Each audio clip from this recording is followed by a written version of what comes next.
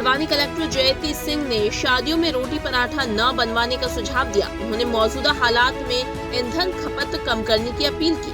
उन्होंने लोगों से अपील की है कि वे ज्यादा ईंधन खर्च वाले रोटी पराठे की जगह मेन्यू में अन्य विकल्पों को चुनें। कलेक्टर सिंह ने कहा कि पारंपरिक रोटी पराठे बनाने में अधिक ईंधन लगता है। इसके बजाय शादी समारोह में मेहमानों को परोसने के लिए कम ईंधन खपत वाले अन्य व्यंजन चुने जा सकते हैं। उन्होंने खाना पकाने के लिए इंडक्शन चूल्हे या डीजल भट्टी का उपयोग करने का भी सुझाव दिया। जी, अभी हम लोगों ने समीक्षा बैठक आयोजित की थी, जिसमें हमारे सभी पेट्रोल पंप ऑपरेटर्स, हमारे गैस सिलेंडर्स के डिस्ट्रीब्यूटर इत्यादि, उनके सेल्स ऑफिसर, सभी को शामिल करा गया था। इसमें जो वर्तमान की स्थिति है, प्रदेश में पेट्रोल, डीजल, फ्यूल की किसी भी प्रकार से सप्लाई में कोई भी दिक्कत नहीं है। इसी मान से हमारे जितने भी पेट्रोल पंप ऑपरेट कर रहे हैं, उनको भी सप्लाई में कोई दिक्कत नहीं है और आसानी से जो नागरिक हैं हमारे, वो इनको प्राप्त कर रहे हैं। इसी प्रकार से जो हमारी एलएनजी का सप्लाई है, उसके लिए आज बात हुई है। हमारे ज़िले में और इवन प्रदेश के स्तर पे जो हमारी आवश्यकता है, उसके मान से पर्याप्त स्टॉक उपलब्ध है और सभी नागरिक जो हैं वो ऑनलाइन माध्यम से बुकिंग करके 2.5 दिन के पीरियड में जो उनकी आवश्यकता है उसको प्राप्त कर रहे हैं। और सभी ऑपरेटर्स को कुछ दिशा निर्देश जारी करे गए हैं, जिनके मान से उनको काम करने के लिए निर्देशित करा गया है।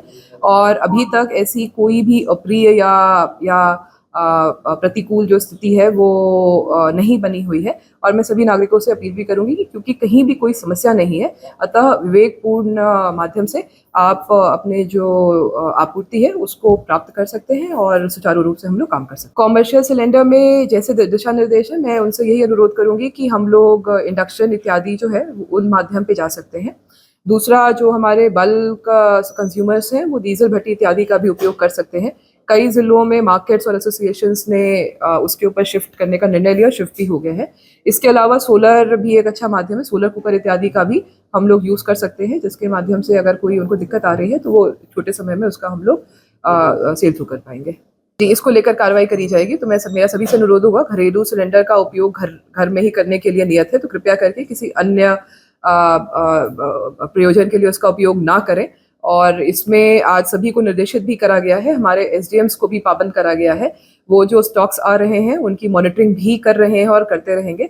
अगर किसी प्रकार का डाइवर्जन, लीकेज या मिसयूज हम लोग को समझ में आ रहा है तो वो उसके ऊपर भी हम लोग ईसी एक्ट के अंतर्गत कड़ी कार्रवाई करेंगे। मेरा सभी से अनुरोध रहेगा कि ये एक अच्छा मौका है। आप अपनी जो ईंधन की आपको आवश्यकता होती है उसको एक बार आप देख सकते हैं। हमें भी किस प्रकार से अपने ईंधन की आवश्यकता को कम करना है वो हम विचार कर सकते हैं। अपने मेन्यू में भी कोई परिवर्तन करना है तो हम कर सकते हैं।